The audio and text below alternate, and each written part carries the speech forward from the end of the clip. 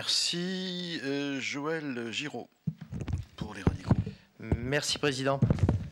Je crois que comme beaucoup de nos collègues qui sont ici présents, on peut que se réjouir du choix du tribunal et de l'ambition du plan de redressement qui viennent de nous être rappelés, puisque c'est une ambition qui est à la fois sociale et économique, dont nous allons suivre l'application avec beaucoup d'intérêt. Je crois qu'il avait été important de souligner l'engagement de l'État et également de la région Lorraine, dont je ne sais pas si elle deviendra Alsace-Lorraine sous peu, dans ce plan de redressement qui était nécessaire et attendu.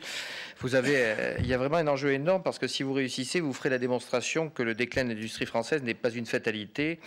Et j'espère que face au défaitisme ambiant, vous montrerez d'ici quelques mois que les investisseurs privés et publics ont eu raison de vous faire confiance et de croire en un plan qui mise également sur le capital humain.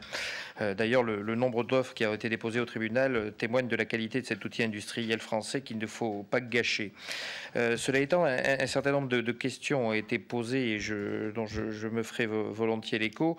Vous savez que pas mal de gens ont été un peu agacés que l'on déguise un petit peu le rachat par deux fonds anglo-saxons en offre française.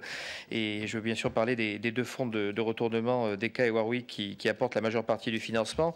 Alors j'aimerais bien savoir qu'est-ce qu'on sait exactement des intentions des fonds qui sont actionnaires d'Ascométal dans le montage financier.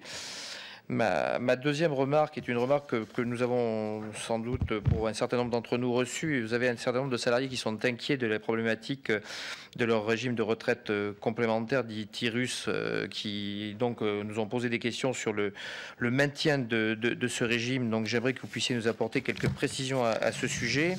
Et enfin, et ce sera ma troisième et dernière question, je voudrais attirer votre attention sur une des activités du groupe qui peut paraître marginale, mais qui est en fait stratégique, à savoir la production d'hydroélectricité. Dans le passé, ces concessions ont déjà fait l'objet d'appels d'offres et de propositions de reprise, notamment de la part du Suisse BKV. L'État avait alors opposé son veto au transfert des concessions. On a vu dans différentes propositions qui sont parvenues au tribunal que les concessions hydrauliques du groupe continuaient d'attirer les investisseurs étrangers.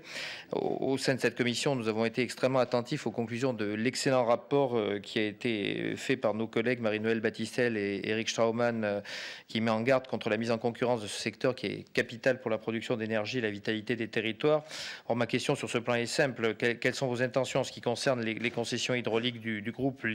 Et bien évidemment, ça renvoie au site du Sheila, là encore évidemment en Isère, que vous êtes engagé à sauvegarder. Merci.